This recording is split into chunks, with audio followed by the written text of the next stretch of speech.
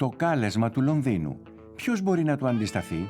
Αυτή η κοσμοπολίτικη και εκλεκτική Μητρόπολη έχει τόσα πολλά διαφορετικά πρόσωπα από τη μία περιοχή στην άλλη, που υπάρχει κάτι για όλους εδώ. Η γενέτειρα των θρυλικών μουσικών τάσεων, της αγγλοσαξονικής λογοτεχνίας, το κέντρο της μόδας, του παγκόσμιου χρηματιστηρίου. Αυτή η πολύπλευρη, ζωντανή πόλη είναι ένα θησαυροφυλάκιο πολιτιστικού πλούτου.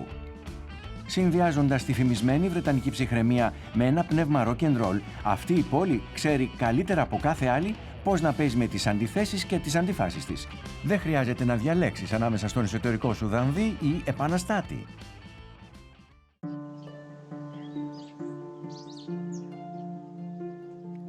Χτισμένος το 1066 από τον Γουλιέλμο τον Κατακτητή, ο πύργος του Λονδίνου είναι ένα από τα λίγα μεσαιωνικά μνημεία της αγγλικής πρωτεύουσας που διασώθηκε μέσα στους αιώνες.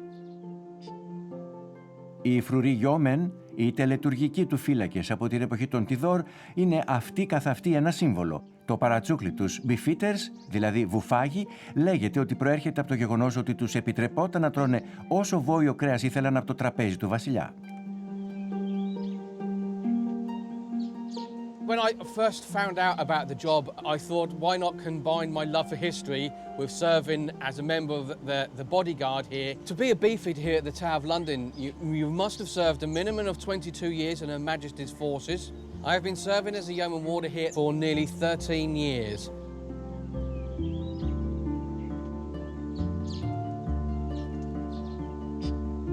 So the uniform that I am wearing here is the yeoman warder's uniform. It's our everyday dress. We wear a hat, which is a hard hat, which is a bonnet to protect us as we're going about our daily duties. And we wear what is called a tabard. It has splits up it, and it is royal blue and red, signifying the royal family. And on the front of it, we have a crown and the letters ER2, Elizabeth, our Queen II.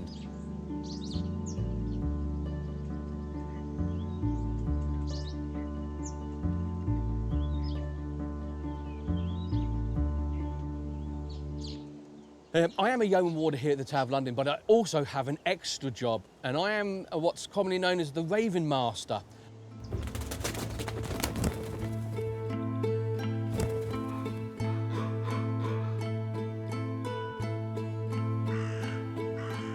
That's a good boy, good girl. Την εποχή του Καρόλου του Δεύτερου, ένα κοπάδι κοράκων έκανε κύκλους γύρω από τον πύργο. Ο βασιλικός αστρονόμος ζήτησε να απομακρυνθούν, διότι παρεμπόδιζαν τη θέα. Ο βασιλιάς ήθελε να συμμορφωθεί με το αίτημά του, αλλά θυμήθηκε έναν παλιό μύθο.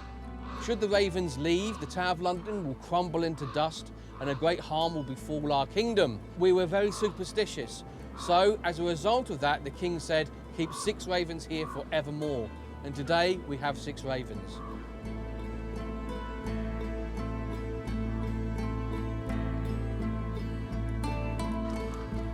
And a fight going on down there. Get away! I have the privilege of naming the ravens at the Tower of London. Also, what they have on their leg is a coloured band. So as you walk around the tower, you'll be able to recognise which raven is which. Αν και τώρα είναι η μοναδική μορφή άγρια ζωής στο φρούριο, δεν ήταν πάντα έτσι τα πράγματα.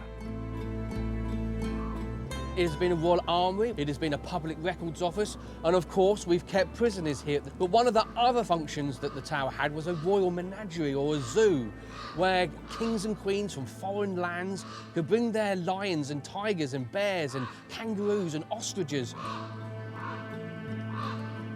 One of the first animals that we had back in 1252 was a polar bear from Norway, and it was brought here and it was on a chain and it could swim into the River Thames and catch its own fish.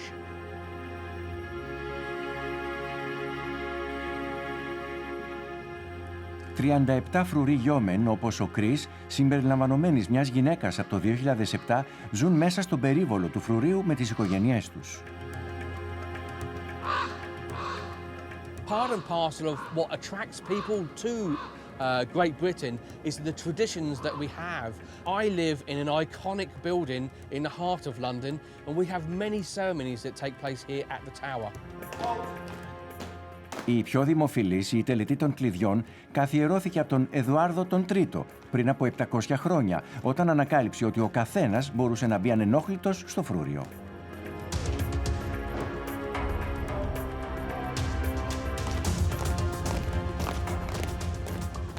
Έκτοτε, οι φρουροί επαναλαμβάνουν ακούραστα την ίδια τελετή πρωί και βράδυ. Για να την παρακολουθήσετε, θυμηθείτε να κάνετε κράτηση μερικούς μήνες νωρίτερα.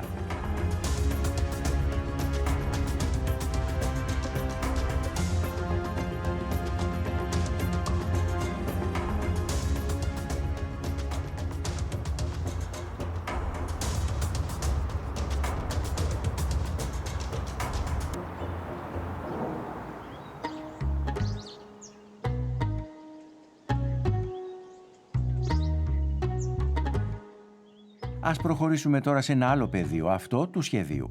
Καθώς ο χώρος ήταν περιορισμένος στις αρχικές του εγκαταστάσεις στη Νότια Όχθη, το Μουσείο Σχεδίου μεταφέρθηκε στο Πάρκο Χόλαντ το 2015. Με τα 10.000 τετραγωνικά του μέτρα και τη μοντερνιστική αρχιτεκτονική του, αυτό το μουσείο είναι πλέον το μεγαλύτερο του είδους του στον κόσμο.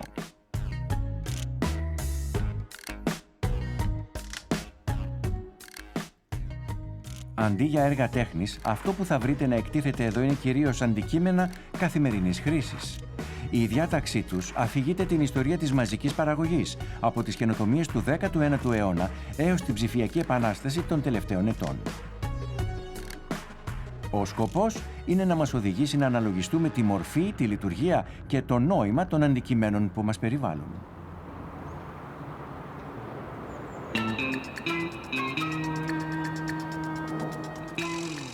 Το St. James και το Mayfair είναι το ιστορικό και στιλάτο κέντρο του Λονδίνου, όπου διαχειριστές κεφαλαίων, επιχειρηματίες και αριστοκράτες συναντιούνται σε ιδιωτικά κλαμπ και πολυτελή ξενοδοχεία.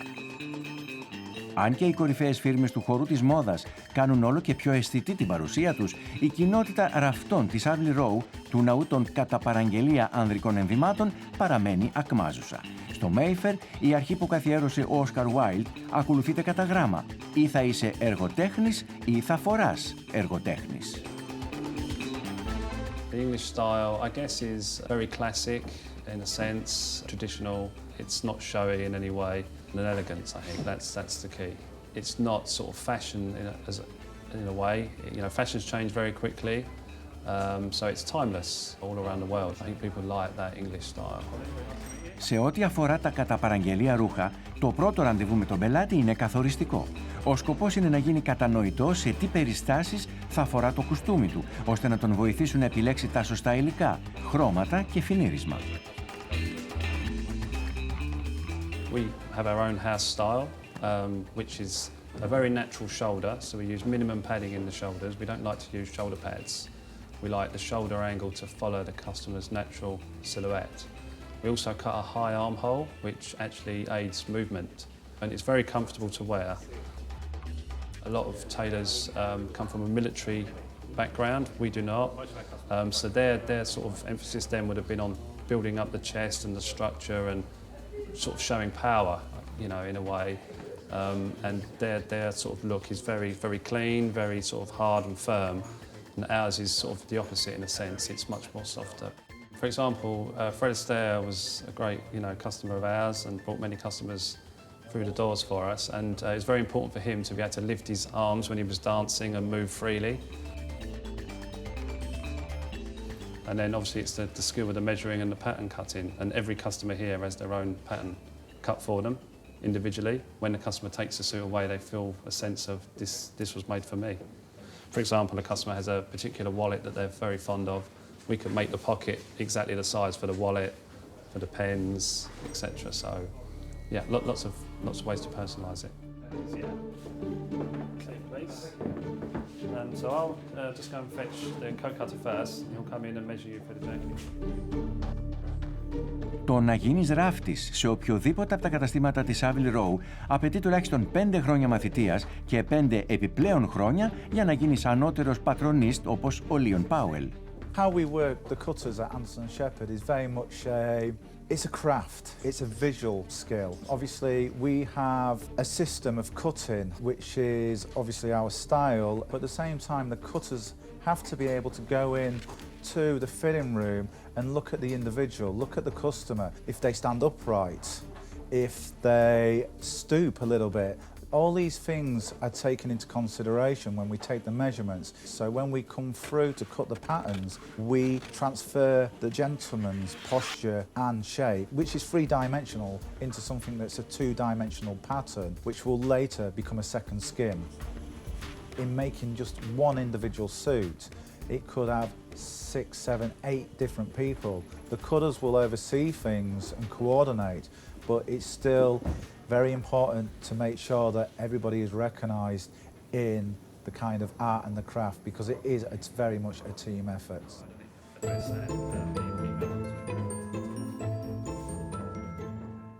Ο οίκος διατηρεί όλα τα βιβλία παραγγελιών του και ξεφυλίζοντάς τα, ταξιδεύουμε πίσω στο χρόνο. Οι υπογραφές, οι διευθύνσεις και τα μέτρα κάθε πελάτη καταγράφονται εδώ, τόσο των απλών όσο και των διακεκριμένων πελατών που συνέβαλαν στην οικοδόμηση της φήμης του οίκου. Yeah, we are extremely proud to have the royal warrant for the Prince of Wales. So he comes here for his suits, and he looks great in our clothes, and he's an excellent, he's obviously ambassador for us.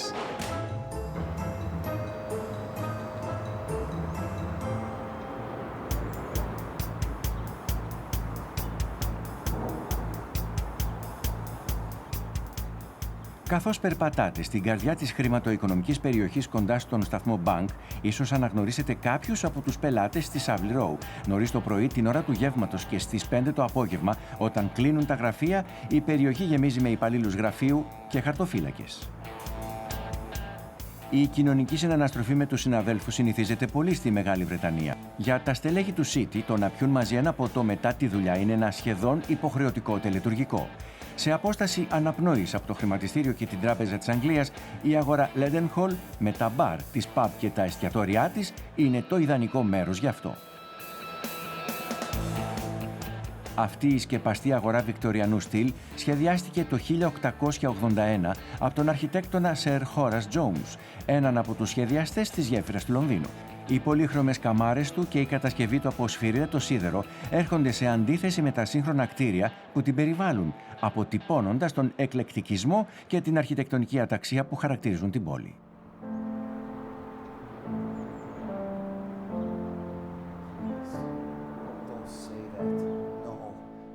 What do you want me to do? Tear up the card. Give it to me, Clara! Everything she said is true, but there is more.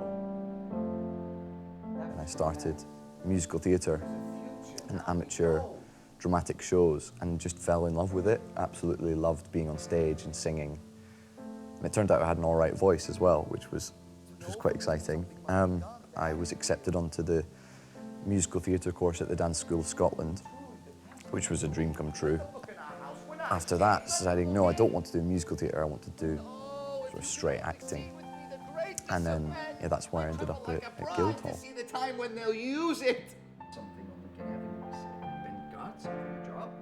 Η Σχολή Μουσικής και Θεάτρου Guildhall είναι μια από τις πιο καταξιωμένες σχολές διεθνώς. Εκεί διακρίθηκαν ηθοποιοί όπως ο Ιον Μαγκρέγκορ, ο Ορλάντο Μπλουμ και ο Ντάνιελ Κρέγκ. I think Guildhall is one of the top drama schools because the environment within the school. So when you arrive, you're very much welcomed into a family, an ensemble of teachers, acting students. We've also got music students, technical theatre, all of these different people. So with all these different people from different aspects of the theatre world come together, it just creates such a brilliant, like, creative atmosphere.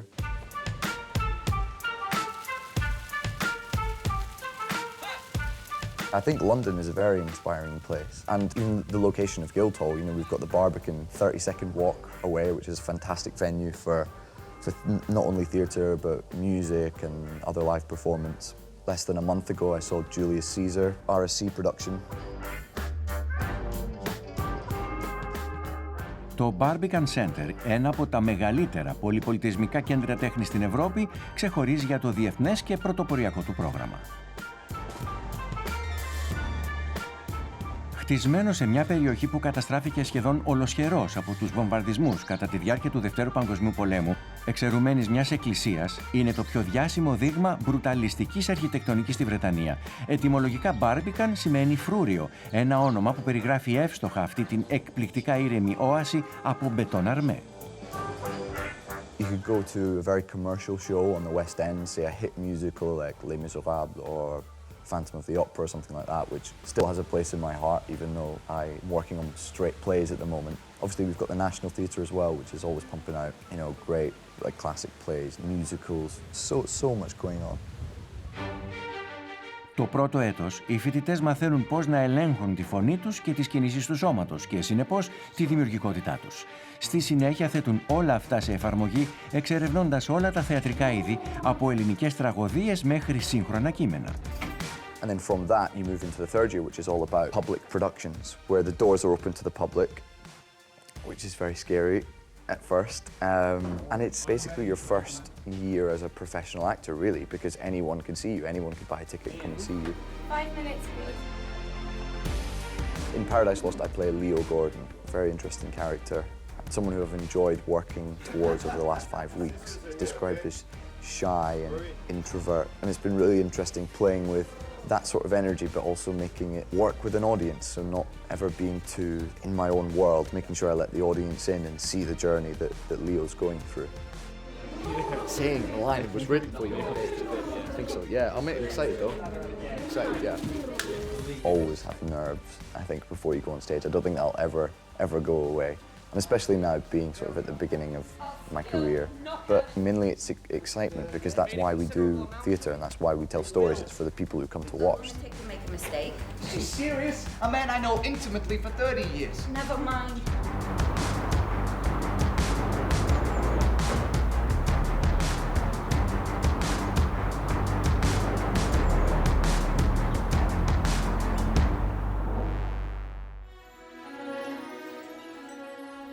Οι πρώτες ακτίνες του ήλιου που λούζουν τις αποβάθρες του Greenwich προσφέρουν ένα διαφορετικό είδος θεάματος. Το Κάτι Σάρκ, ένα κλίπερ που κατασκευάστηκε το 1869, σηματοδοτεί την είσοδο σε αυτή την περιοχή που τιμά το θαλάσσιο παρελθόν της Βρετανικής Αυτοκρατορίας.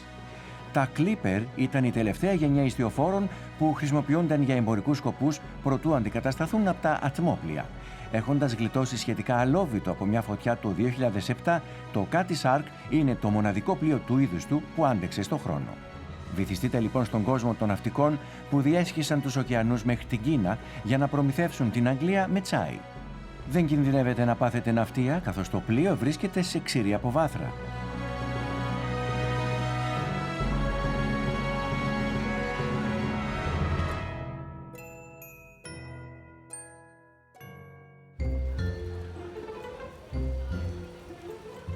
Οι Γάλλοι δεν είναι οι μόνοι που παράγουν εξαιρετικά τυριά. Η Αγγλία διαθέτει τα δικά της κρεμώδη θαύματα. Φωλιασμένο στην καρδιά του Covent Garden, το κατάστημα γαλακτοκομικών Neal's Yard είναι ο κυριότερος εκπρόσωπός τους.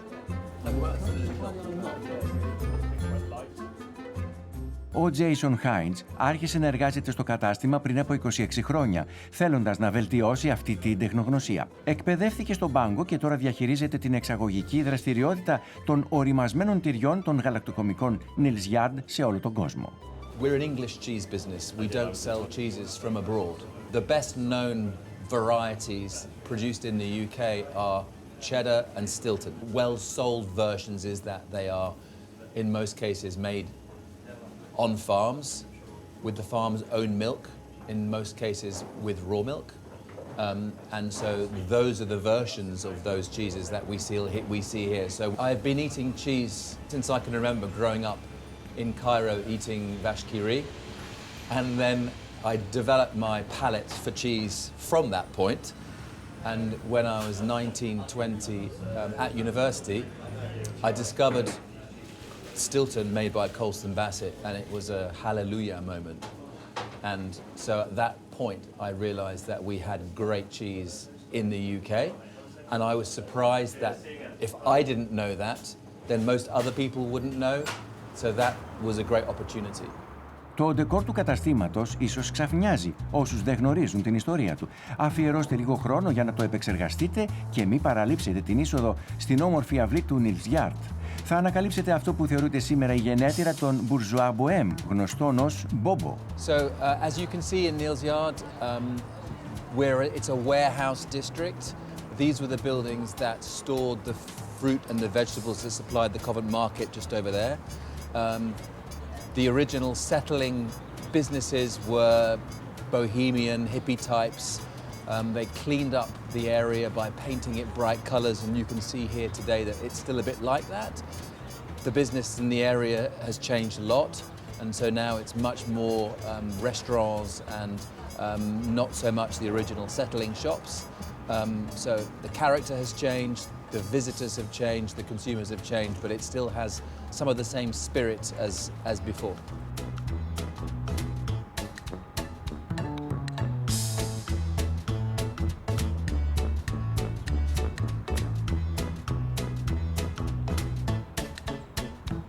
When Nick Saunders created Neal's Yard, and the businesses in it, was a time in the late 1970s when people did not have much of an idea where their food came from. They weren't necessarily used to shopping in an environment where the food was made, and the philosophy was very much one where people were introduced to good quality foods with no additives, organic in some cases, health foods, and for London this was a new direction. People were not familiar with these kinds of phenomena, and so really Nick Saunders and Neal's Yard was a pioneer.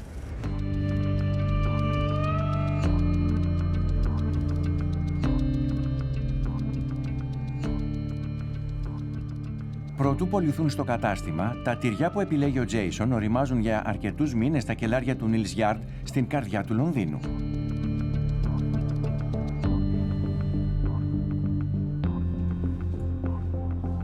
That founding spirit in Neal's Yard is very important in our business because it's the roots of our business. We really haven't departed from those principles. We have trusted in those principles, and they have allowed us to be successful.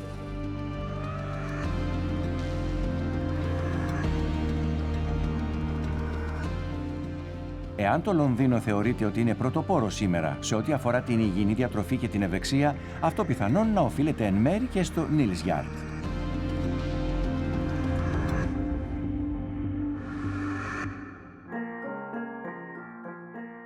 Η ρομαντική συνοικία του Notting Hill, που είναι περισσότερο αστική παρά μποέμικη, είναι επιπλέον γνωστή για τις πολύχρωμες προσώψεις της. Μέχρι τη δεκαετία του 60 η περιοχή κατοικούνταν κυρίως από Ιρλανδούς και μετανάστες από τις Δυτικές Ινδίες και σήμερα είναι μια από τις πιο μοντέρνες συνοικίες της πόλης.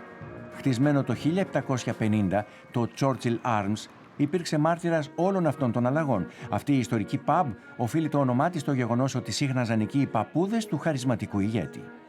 Όλες τις ώρες της ημέρας, αυτό το πολύχρωμο κατάστημα που προσελκύει τόσο τουρίστες όσο και ντόπιους είναι πάντα γεμάτο.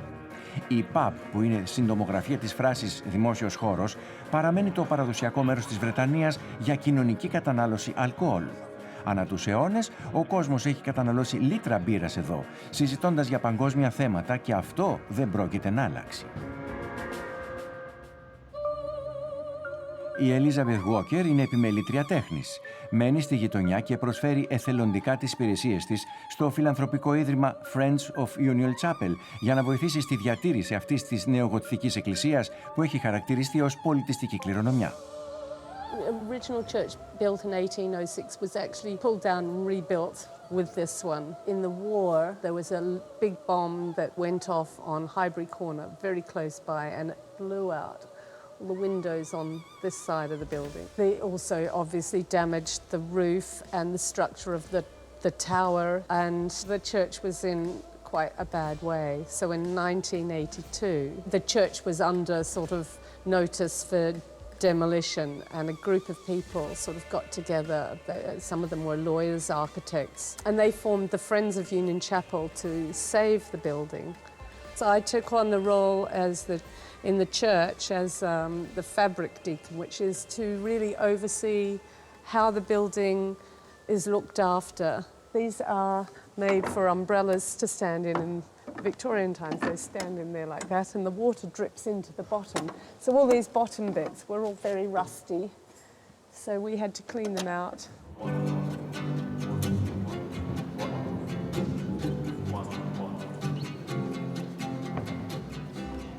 Αν και οι προσπάθειες των εθελοντών είναι ουσιαστικές, δεν επαρκούν για τη συντήρηση ενός τέτοιου κτηρίου. Έτσι το Union Chapel αποφάσισε να οργανώσει συναυλίες για να βοηθήσει στην ελάφρυνση του μεγάλου οικονομικού βάρους. Ο Πιτ Στέιπλετον συμμετέχει σε αυτή την προσπάθεια για περισσότερα από 10 χρόνια. We have about 120,000 people coming through the building every year. If it was just the church, considering the amount of people that do come on a Sunday, it would be more like a few thousand. So I think it's very important that these heritage buildings are put to use for other purposes besides their original use, which was religion. Culture is very important in any society, in any city. These kind of buildings add, I think, a lot to the local community and the cultural life of London. Καταπληκτικές συναυλίες με τη συντροφιά μιας κούπας τσαγιού και ενός κομματιού σπιτικού κέικ σε ένα ανορθόδοξο σκηνικό. Αυτό είναι το μεσημεριανό πρόγραμμα του Σαββάτου.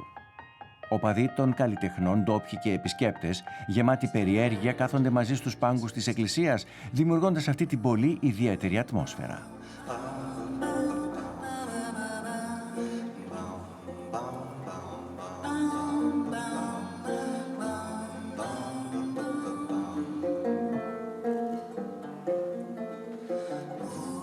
The acoustic is very good. I can't explain it, but it just works. And you don't really get that big echo that you normally get with a big stone building. It's just a great place to listen to live music, and audiences just love coming here. And occasionally we get a very special gig in. We've had people like Elton John play here, and Tom Jones, and U2 played here, Adele, all these kind of people, Amy Winehouse. The list is endless, really. We've been very lucky, and we've attracted some great artists over the years.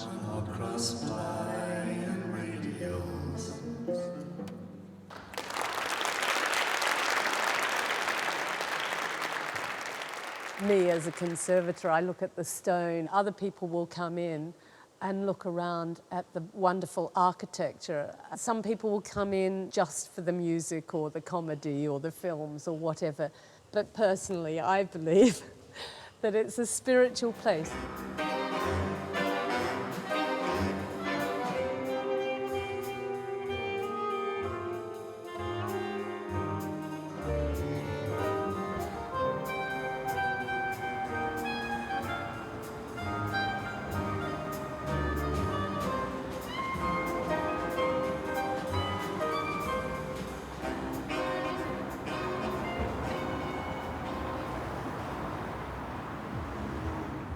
Το Λονδίνο εκτείνεται σε 1.500 και πλέον τετραγωνικά χιλιόμετρα και η μετάβαση από το ένα μέρος στο άλλο μπορεί να αποδειχθεί κάτι σαν εξόρμηση.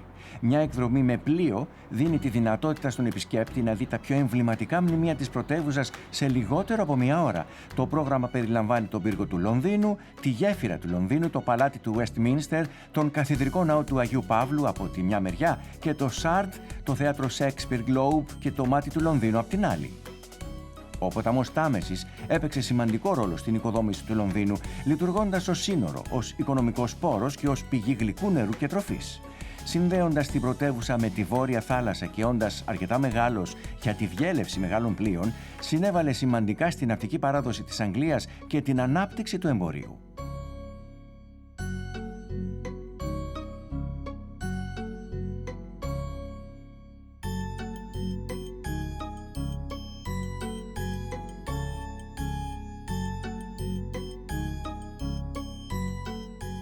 Ας φύγουμε από τα πεπατημένα μονοπάτια του Τάμεση για να εξορμήσουμε στα θολά νερά του αγνώστου. Κατεύθυνση Ανατολικό Ντόλουιτς, μια οικιστική περιοχή στα νότια της πόλης, όπου θα συναντήσουμε έναν πολύχρωμο καλλιτέχνη του Λονδίνου.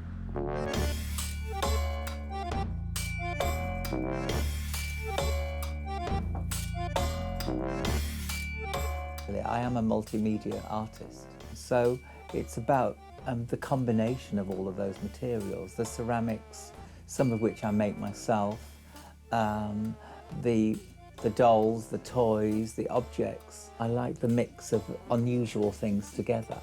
It's something I've always been excited about. I work in a very sort of random way, but I don't always know what I'm doing. I don't really want to know what I'm doing all the time. And in a way that the whole thing is a process about going back to child, about being instinctive. I went to university for 7 years. I'm well educated, but I've spent the last 30 years trying to forget what I was taught. The House of Dreams is a diary of my life. It began in 1998 with Donald Jones, my partner, who was alive at the time. But it also relates to other aspects of my life, my childhood, my former life in Mexico. It's a complicated house. Ο σχεδιαστής Στίβεν Ράιτ άρχισε να μεταμορφώνει το σπίτι του σε έργο τέχνης μέσα από την ανακάλυψη της τέχνης του περιθωρίου. Αυτό το εγχείρημα τον βοηθάει να αντιμετωπίσει το πένθος μετά τον θάνατο του συντρόφου και των γονιών του. Ως παθιασμένος συλλέκτης, περισυλλέγει πεταμένα αντικείμενα για να τους δώσει μια νέα ζωή στα γλυπτά που ζουν στο σύμπαν του.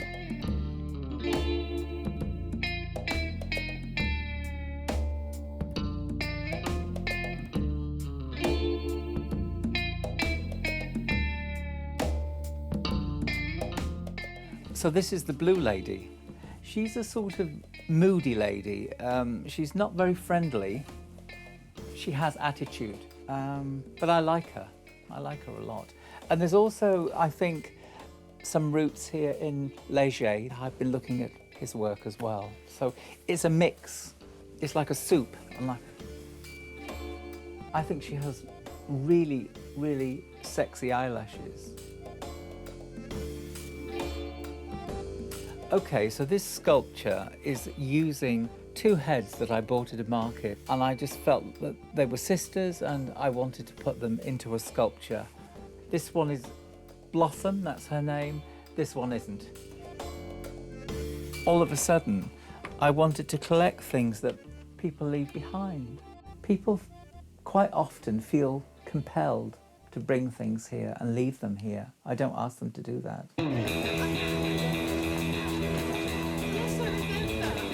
Well, I go hunting. I call it hunting. It's obsessive. It's something that I have to do often, mostly from flea markets. I go to Battersea because I like the range of things, from really sort of junky, crappy things to really interesting things. And I also like the fact you get characters there. I want to see the arty people, the risky people, all sorts of different sorts of people. I like that, and that's what you get. I never wash anything, so it just comes to the house with the history of where it's come from. I just work with things as they are, so I want the history of those materials in the objects that I make myself. The House of Dreams is about freedom of thought. We live in a world where everything is very similar, the same. We have so much pressure to conform. Well, Stephen isn't going to conform. Stephen's going to have his own journey, and the House of Dreams represents that as well.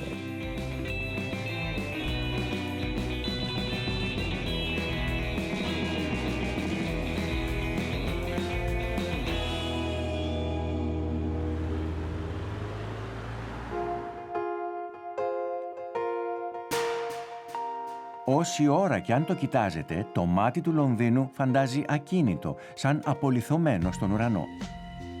Ωστόσο, μόλις το πλησιάσετε, αυτή η εντύπωση σύντομα διαλύεται.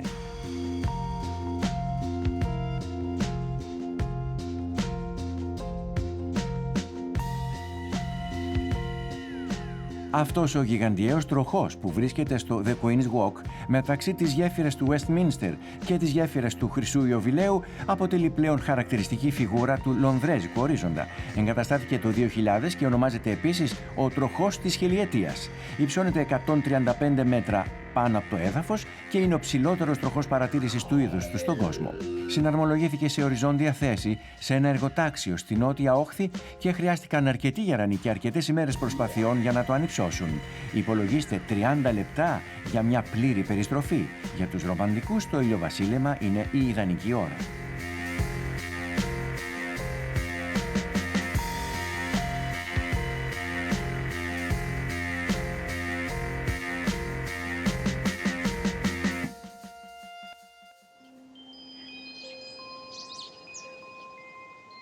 Το Πανεπιστήμιο του Cambridge, που απέχει 1 ώρα με τρένο από το Λονδίνο, προσφέρει ένα εντελώς διαφορετικό σκηνικό. Η Μίριαμ Κουντέ, πρώην μέλος της γαλλικής ομάδας κοπηλασίας, είχε την τύχη να γίνει δεκτή εδώ για να κάνει το μεταπτυχιακό και τη διδακτορική διατριβή της στη βιολογία των φυτών. C'est difficile de rentrer à Cambridge, il faut au moins avoir 15 de moyenne en France pour pouvoir accéder à un master ici. Je sais que j'ai été reçue à Cambridge, j'ai pleuré.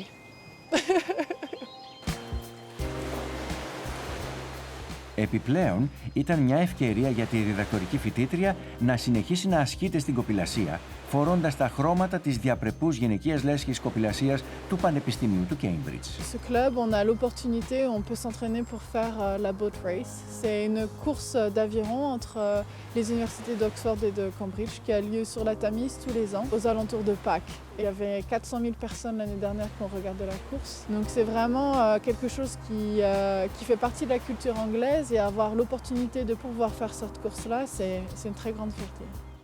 Η αντιπαλότητα μεταξύ των πανεπιστημίων της Οξφόρδης και του Cambridge χρονολογείται από την εποχή της ίδρυσής τους. Το Cambridge δημιουργήθηκε το 1209 από μια ομάδα λογίων που εγκατέλειψαν την Οξφόρδη έπειτα από μια διαμάχη με τους κατοίκους της πόλης. Έκτοτε η πόλη κατατάσσεται στις 10 πιο όμορφες πόλεις της Βρετανίας, κυρίως λόγω των μουσείων και των κολεγίων της. Quand on se promène au centre-ville, on voit d'abord tous ces collèges et ces départements et on voit que la vie s'est développée autour et ça a un certain cachet. La rivière traverse Cambridge, donc c'est vraiment quelque chose qui rassemble les gens. Aujourd'hui, il y a quasiment 40 clubs d'aviron à Cambridge. C'est vraiment un cœur de l'aviron en Angleterre.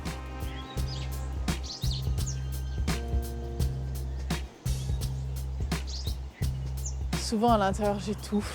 C'est vrai que d'être sur la rivière, toute l'année durant, on voit vraiment la nature changer. Et pour moi, c'est vraiment une manière d'équilibrer ma vie personnelle et au travail. Et c'est ça que j'aime avec l'aviron. 10 ημέρες πριν από τον αγώνα κοπηλασίας, η Μίριαμ και η ομάδα της πάνε στο Λονδίνο για να προπονηθούν σε αληθινές συνθήκες.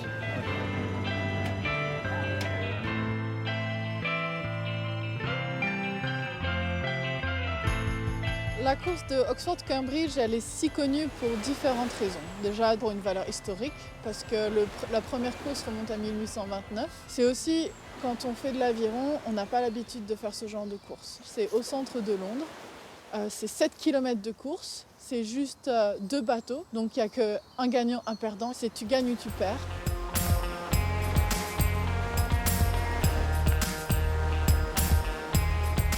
La Tamise, c'est une rivière qui est très vivante.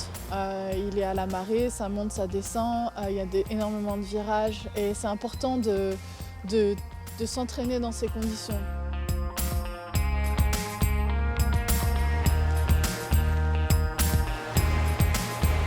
C'est très technique. Est-ce qu'on part devant et qu'on essaie de tenir jusqu'au bout ou est-ce qu'on part un peu derrière et on essaie de revenir à l'aviron?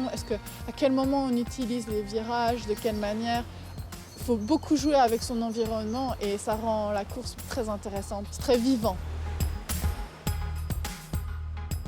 Ο πρώτος κανόνας που διέπει τους αγώνες κοπηλασίας είναι ότι δεν πρέπει να ακυρώνονται ποτέ ανεξάρτητα από τον καιρό. Η Μίριαμ πλήρωσε το σχετικό τίμημα πριν από 2 χρόνια, όταν η λέμβος του Cambridge κινδύνεψε να ανατραπεί. Il y a beaucoup de nervosité, mais de la bonne nervosité. Il y a de l'impatience, ça fait 6 mois qu'on se prépare pour ça. J'ai mis beaucoup d'énergie cette année, plus probablement que les années précédentes. Je sais aussi que c'est ma dernière course avec l'université de Cambridge et j'ai vraiment à cœur de voir ce qu'on peut faire et si on peut battre Oxford. Η ευχή της θα πραγματοποιηθεί. Το Cambridge κερδίζει με διαφορά. Η Γαλλίδα ολοκληρώνει με στυλ την παραμονή της στο Cambridge με 1 ήττα και 2 νίκες στο ενεργητικό της.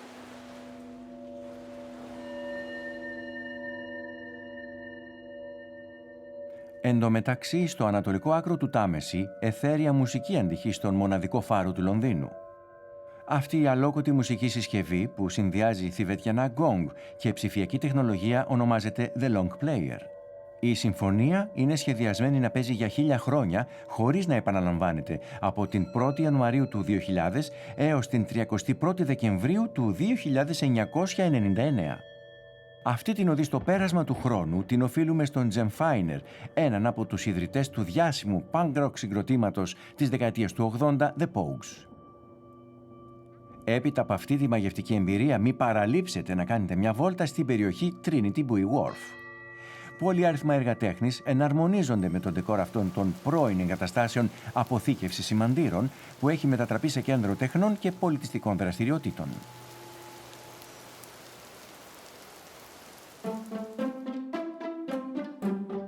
Είναι αδύνατον να φύγετε από το Λονδίνο δίχως να επισκεφθείτε τουλάχιστον ένα από τα σπουδαία ιστορικά μουσεία του Νότιου Κέσινγκτον. Στον δρόμο Exhibition Road βρίσκεται ένα από τα πλέον αξιοθαύμαστα, το Μουσείο Φυσικής Ιστορίας.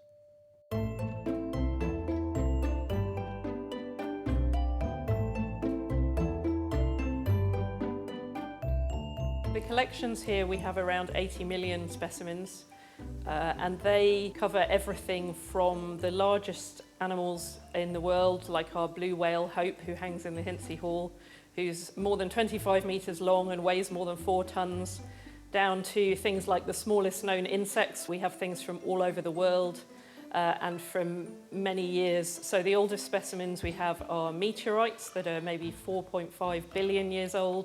You can come here and you can travel around the world, you can travel in space and you can travel in time as well if you visit the museum. Here in Britain we have a very strong tradition in the natural sciences, and that's one of the things that's made this collection so important, is that we hold the collections of some really amazing scientists and collectors from the past. We have specimens collected by Darwin and by Banks and Wallace.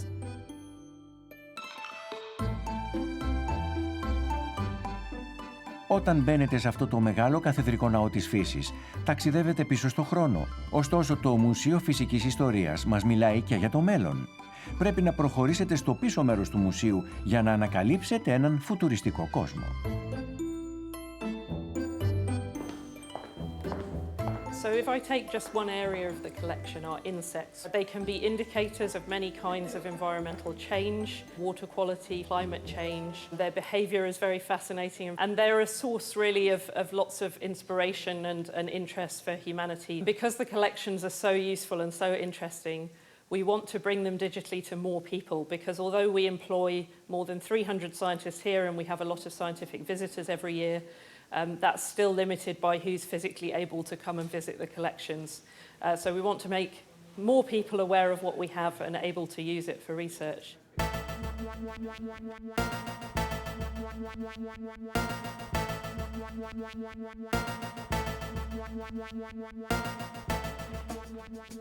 Αυτή η μεγάλης κλίμακας άρρωση καθιστά δυνατή την εκ νέου ανακάλυψη ξεχασμένων συλλογών και την προστασία εξαιρετικά εύθραυστων δειγμάτων.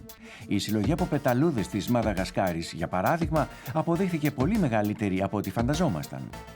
Η συγκριτική μελέτη αυτών των δεδομένων έδωσε τη δυνατότητα στους ερευνητές να αναδείξουν τον αντίκτυπο της κλιματικής αλλαγής σε αυτό το είδος.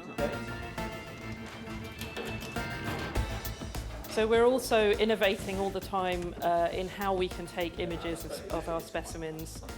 The programme really is about developing industrial scale processes for very non-standard items, so it's an interesting challenge.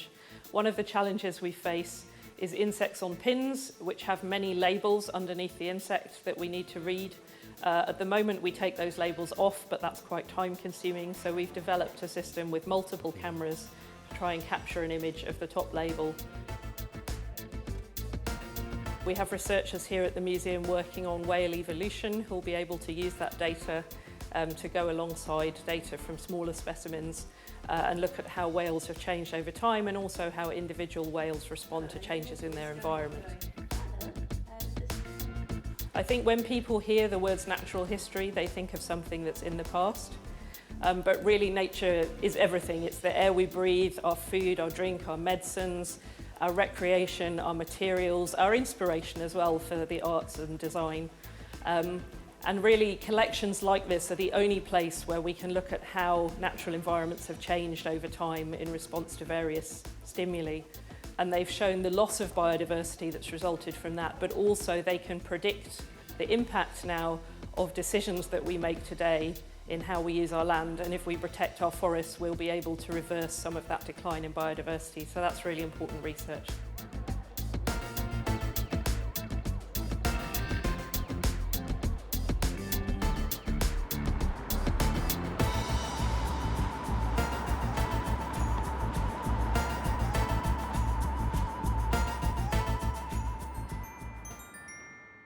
Έπειτα από αυτή την εξόρμηση στην πόλη, είναι ώρα για ένα διάλειμμα.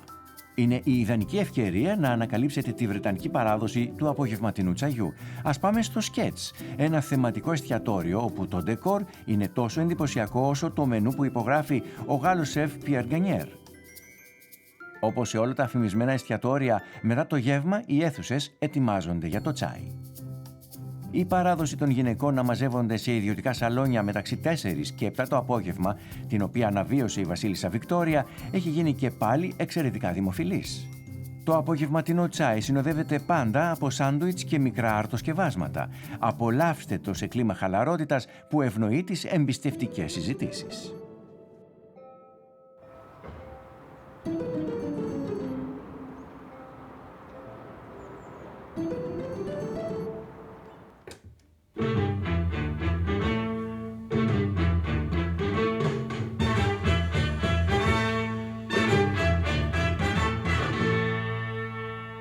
J'ai commencé en fait à bosser sur des pochettes de disques pour mon groupe. Et c'est quelque chose qui m'a beaucoup plu. C'est en format carré, je trouve que c'est un format qui est vachement intuitif. Ça, je trouve que c'est un bel objet.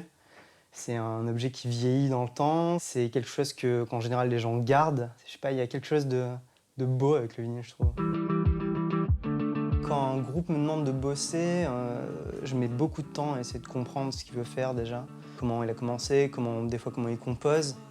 Je demande à ce qu'on m'envoie les paroles et après j'entame une énorme recherche d'images et je construis un concept autour de la musique du groupe. Je bosse principalement avec du collage. Je suis obligé quelque part d'expérimenter avec des choses que tu vois pas tous les jours. Mes sources d'images, en général, elles sont plus tirées de magazines des années 60-70. Il y a vraiment un grain hyper intéressant au niveau du papier, des couleurs, même des sujets, toutes ces pubs d'alcool, de cigarettes que tu vois plus dans les magazines de maintenant en fait.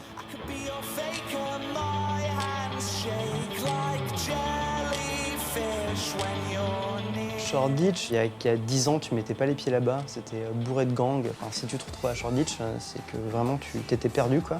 Et c'est un quartier qui a vachement évolué, il y a un peu la contre-culture qui s'est mise là-bas. Visuellement en fait, se balader là-bas en général c'est assez intéressant.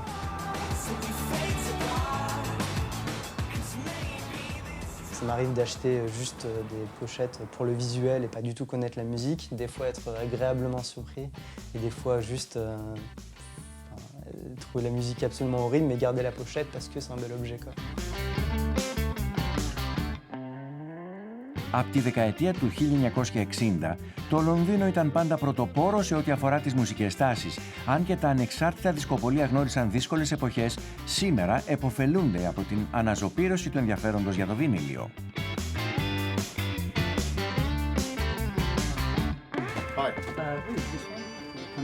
CDs came along, but they never managed to kill vinyl completely. I think partly because of the sound quality, partly because it's like an artwork in itself. You're looking at a CD, there you go, it's a very little one. If you've got an album, something like here, Cream, Wheels of Fire, that's a silver sleeve, but if it was only this size, it would have no sort of impact whatsoever.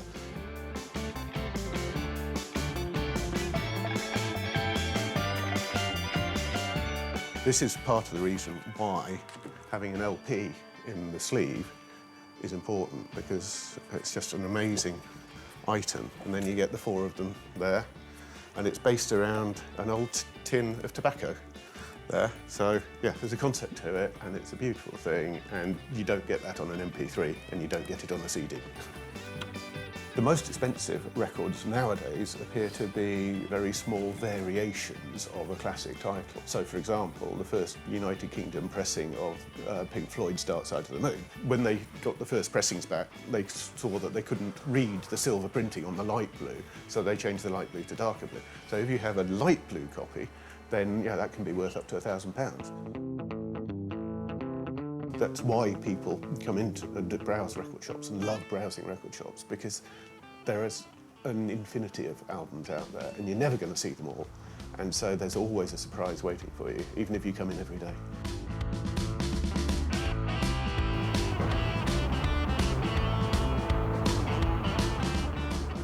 Το ίδιο ισχύει και για το Λονδίνο. Ακόμα και αν πιστεύετε ότι έχετε κατανοήσει αυτή τη ζωντανή πρωτεύουσα, εκείνη επιφυλάσσει νέες εκπλήξεις με κάθε καινούργια επίσκεψη και συνάντηση. Φυσικά κάποια πράγματα παραμένουν αμετάβλητα. Η πόλη δεν θα εγκαταλείψει ποτέ τα διάσημα μαύρα ταξί της, τους κόκκινους τηλεφωνικούς θαλάμους της και το folklore στοιχείο της. Απ' την άλλη πλευρά, η ενέργεια που τη διαπνέει τη διατηρεί σε μια συνεχή κατάσταση μεταμόρφωσης. Μια νέα πολυκατοικία αναδύεται ανάμεσα στα μνημεία των καρτποστάλ, μια συνοικία αλλάζει χαρακτήρα, ένας δρόμος μεταμορφώνεται ορμόμενος από νέες κοινότητες. Αναμφίβολα, αυτός ο δυναμισμός και το πνεύμα ελευθερίας την ανέδειξαν ως έναν από τους πιο δημοφιλείς προορισμούς στον κόσμο.